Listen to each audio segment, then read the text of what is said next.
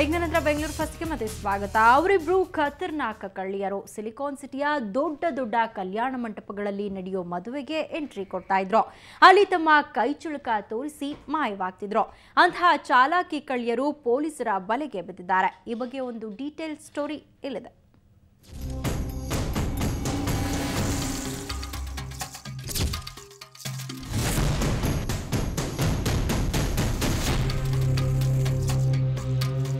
ಸಿಸಿಟಿವಿಯ ಈ ದೃಶ್ಯ ನೋಡಿ.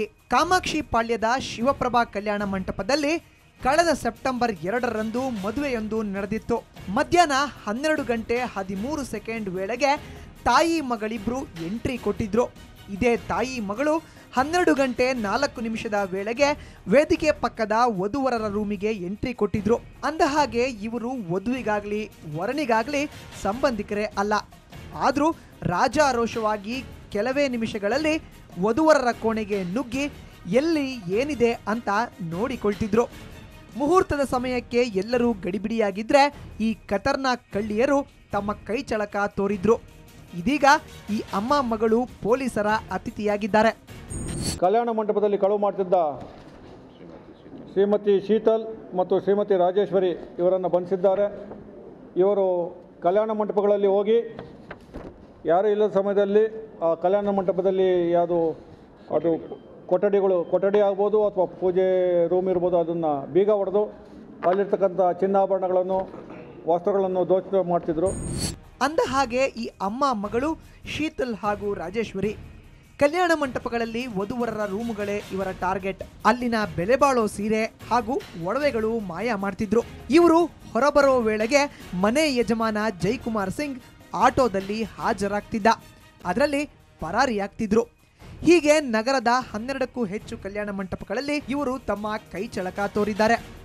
ಒಳ್ಳೊಳ್ಳೆ ಸ್ಯಾರಿ ಉಟ್ಕೊಂಡು ರಿಲೇಟಿವ್ಸ್ ಥರ ಹೋಗಿ ಅವರಿಗೆ ಎಲ್ಲರೂ ಬೇರೆ ಕಾರ್ಯಕ್ರಮದಲ್ಲಿ ಬ್ಯುಸಿ ಆದಾಗ ಇವರು ಅಲ್ಲಿ ಇಲ್ಲಿರ್ತಕ್ಕಂಥ ಆಭರಣಗಳಿರ್ಬೋದು, ಪರ್ಸ್ ಇರ್ಬೋದು, ಸ್ಯಾರಿನ ಎತ್ಕೊಂಡು ಹೋಗ್ಬಿಡ್ತಿದ್ರು.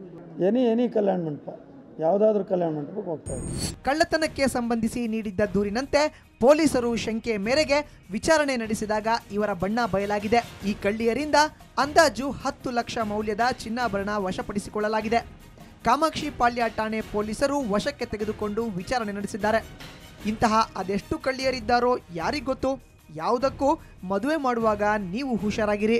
ಬೆಂಗಳೂರಿಂದ ಕ್ಯಾಮರಾಮನ್ ಅನಿಲ್ ಜೊತೆ ರವಿಕುಮಾರ್, ಸುವರ್ಣ ನ್ಯೂಸ್. ಹಕ್ಕಿ ಜ್ವರದ ಜ್ವಾಲೆ ಸಾವಿರಾರು ಪಕ್ಷಿಗಳನ್ನು ಸುಟ್ಟು ಕರಕಲಾಗಿಸಿದೆ.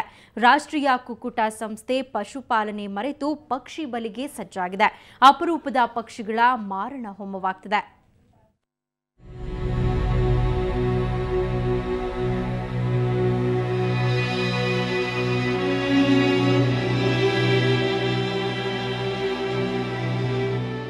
ಬರ್ಡ್ ಫ್ಲೂ ಎಫೆಕ್ಟ್ ಬರೀ ಕೋಳಿಗಳಿಗೆ ಮಾತ್ರ ತಟ್ಟಿಲ್ಲ. ಈ ಹೆಮ್ಮಾರಿಗೆ ಅಪರೂಪದ ಪಕ್ಷಿಗಳು ತುತ್ತಾಗ್ತಿವೆ. ಹೌದು, ಬೆಂಗಳೂರಿನ ಹೆಸರುಘಟ್ಟದಲ್ಲಿ ಬರ್ಡ್ ಫ್ಲೂ ಸೋಂಕಿಗೆ ಪಕ್ಷಿಗಳ ಮಾರಣ ಹೋಮವಾಗ್ತಿದೆ. ರಾಷ್ಟ್ರೀಯ ಕುಕ್ಕೂಟ ಅಭಿವೃದ್ಧಿ ಸಂಸ್ಥೆಯು ಸೋಂಕಿನ ಪಕ್ಷಿಗಳ ಸಂಪೂರ್ಣ ಕ್ಲೀನ್ಗೆ ಪಶುಸಂಗೋಪನಾ ಇಲಾಖೆ ಆದೇಶಿಸಿದೆ. ಹೀಗಾಗಿ ಇವತ್ತು ಸಂಸ್ಥೆಯ ಆವರಣದಲ್ಲಿ ಸತ್ತ ಕೋಳಿಗಳ ಜೊತೆ ಸಾವಿರಾರು ಪಕ್ಷಿಗಳನ್ನ ಗುಂಡಿಯಲ್ಲಿ ಹಾಕಿ ಸಂಸ್ಕರಿಸಲಾಯಿತು.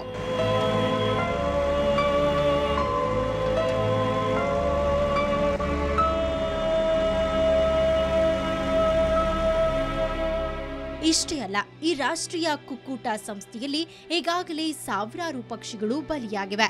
ಸದ್ಯ ಬದುಕಿರೋ ಪಕ್ಷಿಗಳು ಬೆರಳೆಣಿಕೆಯಷ್ಟು ಮಾತ್ರ. ಕುಕ್ಕೂಟ ಸಂಸ್ಥೆಯಲ್ಲಿ ಬರ್ಡ್ ಫ್ಲೂಗೆ ಮೊದಲ ಬಲಿ ಟರ್ಕಿ ಬೆಲ್ಟ್ಸ್. ಇಲ್ಲಿ 4567 ಟರ್ಕಿ ಬೆಲ್ಟ್ಸ್ ಇತ್ತು. ಆದ್ರೆ ಸೋಂಕಿನಿಂದಾಗಿ ಈಗ ಟರ್ಕಿ ಬೆಲ್ಟ್ಸ್ ಸಂಪೂರ್ಣವಾಗಿ ನಾಶವಾಗಿದೆ. ಇನ್ನು ಇಲ್ಲಿದ್ದ 25,000 ವಿವಿಧ ತಳಿಯ ಕೋಳಿಗಳ ಪೈಕಿ ಇವತ್ತಿಗೆ 20,000 ಕೋಳಿಗಳು ನಾಶವಾಗಿವೆ. ಉಳಿದಿರೋದು ಕೇವಲ 5,000 ಮಾತ್ರ. ಜೊತೆಗೆ 400 ಎಮ್ಮು ಪಕ್ಷಿಗಳಿದ್ವು. ಆದ್ರೀಗ 309 ಎಮ್ಮು ಸಾವನ್ನಪ್ಪಿದ್ದು 91 ಎಮ್ಮು ಮಾತ್ರ ಉಳಿದಿವೆ. ಇತ್ತ ಬಾತುಕೋಳಿ ಸಹ 14,002 ಇತ್ತು. ಆದ್ರೀಗ 13,073 ಬಲಿಯಾಗಿದ್ದು ಉಳಿದಿರುವುದು 929 ಮಾತ್ರ. ಇನ್ನು ಕುಕ್ಕುಟ ಸಂಸ್ಥೆಯಲ್ಲಿ ಆಸ್ಟ್ರಿಚ್ ಸಿಂಗಲ್ ಮ್ಯಾನ್ ಆರ್ಮಿಯಂತೆ ಒಂದೇ ಒಂದು ಇದೆ. ಈ ಆಸ್ಟ್ರಿಚ್ ರಕ್ತವನ್ನ ಸಹ ಇಂದು ಪರೀಕ್ಷೆಗೆ ಬಂದಿರೋ ಭೂಪಾಲ್ ಪ್ರಯೋಗಾಲಯದ ಅಧಿಕಾರಿಗಳು ಪರಿಶೀಲಿಸುತ್ತಿದ್ದಾರೆ. ಒಂದೊಮ್ಮೆ ಬರ್ಡ್ ಫ್ಲೂ ಬಂದಿದ್ರೆ ಆಸ್ಟ್ರಿಚ್ ಸಹ ಕಣ್ಮರೆಯಾಗೋದ್ರಲ್ಲಿ ಅನುಮಾನವಿಲ್ಲ. ಒಟ್ಟಾರೆ ಅಕ್ಟೋಬರ್ 24ರಿಂದ ಕುಕ್ಕುಟ ಸಂಸ್ಥೆಯ ಪಕ್ಷಿಗಳು ಸೋಂಕಿಗೆ ಆಹುತಿಯಾಗ್ತಲೇ ಇವೆ.